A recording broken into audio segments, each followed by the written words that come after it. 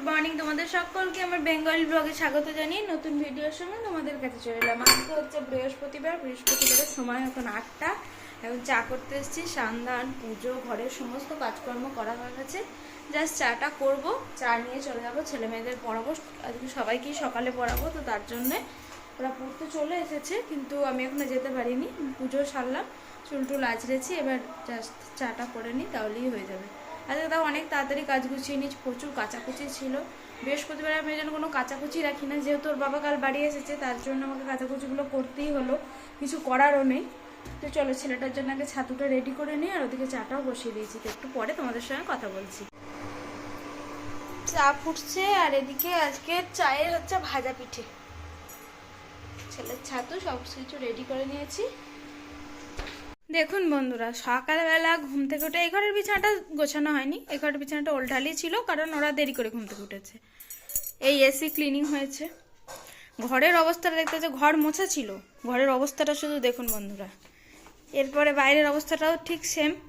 এই ঘরের অবস্থা, ঘর একদম গুছিয়ে কমপ্লিট রাখা ছিল, কি অবস্থা খাটটার। যা কাজ করেছি সকালবেলা ঘুম থেকে উঠে ভোর 5টা থেকে, আবার আমাকে সেই কাজগুলো এখন করতে হবে, তারপরে আমি অন্য কাজে যেতে পারবো, তার আগে নয়। এই ঘর করেছে আমার ছেলে, ওই ঘর করেছে ওর বাবা। যেদিন ওরা থাকবে, মানে ওর বাবা থাকবে, ও তো থাকেই, সেদিনকে মানে আর কি বলবো, তার মধ্যে আজকে এসিটা সার্ভিসিং করালো, ওই জন্য। তো চলুন বন্ধুরা, দেখতে থাকুন। বিছানাটা ভালো করে গুছিয়ে নিয়ে প্রত্যেকটা জিনিস ঠিকঠাক করে আবার রেখে, তারপরে আবার বিছানা ঝেড়ে নিয়ে তবে আবার ঘরটা মুছলাম। এই করতে করতেই আমার সারাদিনটা চলে যায়। বাড়িতে ছোট বাচ্চা থাকা মানে সারাদিনে 3-4 বার তো ঘর মুছতে হবেই। ঘর মোছার পরে ঘরের পরিস্থিতিটা দেখিয়ে দিচ্ছি। কি করছো?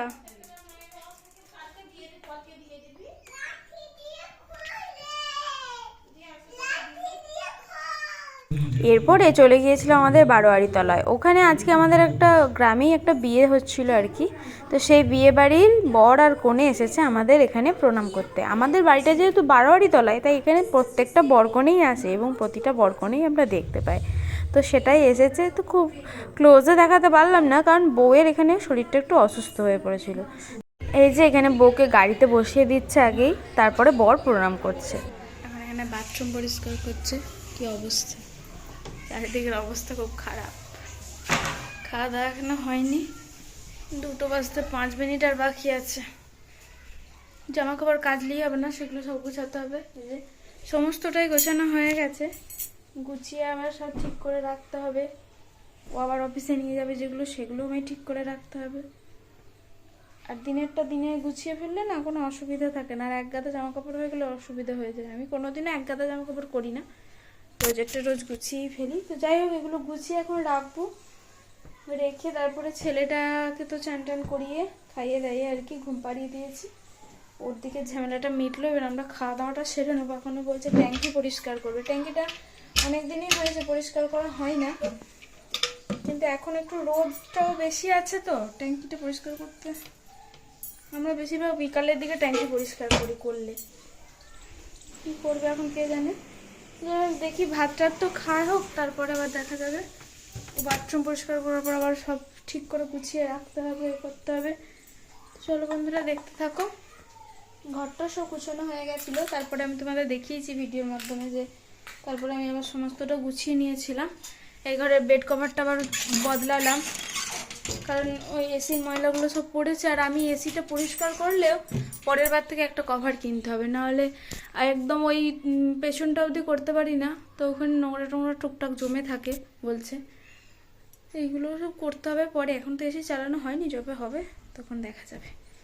যাই হোক, চলো খাওয়া দাওয়া সেরে নিই। এই যে বন্ধুরা, বলেছিলাম 2টোই খাবো, এখন বাজছে 3টে, এখনো পর্যন্ত খাওয়া দাওয়া হয়নি, এখনো পর্যন্ত বাথরুম পরিষ্কারও হয়নি, মানে হয়েই যাচ্ছে আর কি। যাই হোক, তোমাদের মেনুটা একটু দেখিয়ে দিই।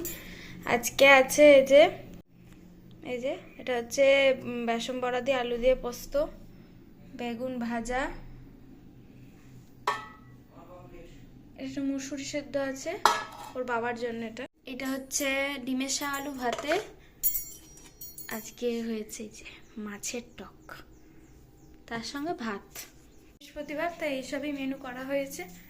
তো তোমাদের দেখিয়ে দিলাম। এরপরে এখন কখন আসবো সে ভিডিওর সামনে বলতে পারছি না, কারণ আমি খাওয়া দাওয়া হবে, এইখানে সমস্ত কিছু গোছানো হবে, তারপরে মুছবো, তারপরে উঠোন ঝাড় দেবো, তারপরে গিয়ে আবার কথা বলবো। এই যে বাথরুমের মেকওভার, এমনি সব পরিষ্কার হয়ে গেছে, এবার এগুলো গুছাতে হবে। চলো টাটা। এই যে বন্ধুরা, সেই কথা বলেছি বিকালে, তারপর থেকে আর কোনো কথা হয়নি, ভিডিওতে আসতে পারিনি আর কি। এখন ভিডিওতে এলাম, এখন হবে রাতের খাবার।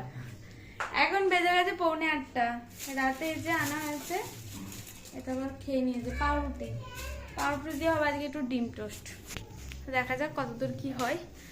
তো চলো বন্ধুরা করে নিই খাবার দাবার। এই যে এসছে কি আর নেবে। এই যে এদিকে প্যান বসিয়ে দিয়েছি, এদিকে 2টো ডিম গুলিয়েছি, লঙ্কা টঙ্কাগুলো দিইনি, পেঁয়াজ আর একটু টমেটো দিয়েছি, আর এদিকে সব কিছু কেটে রেডি করে রেখেছি। ছেলেটার করবো, ওটা ঝাল দেবো না ওই জন্য, তো করে নিই তারপরে দেখাচ্ছি। বন্ধুরা বানানো হয়ে গেছে ডিম টোস্ট। তো চলো এটা রাজেশে ওকে দিয়ে দিই, দিয়ে খাওয়া দাওয়া সেরে নিই। আজকের মতো ভিডিও আমি এটুকুনি রাখলাম। ভিডিও যদি কিছু ভালো লেগে থাকে please like comment share and subscribe করো। তো আজকের মতো টাটা, সবাই ভালো থেকো, শুভরাত্রি।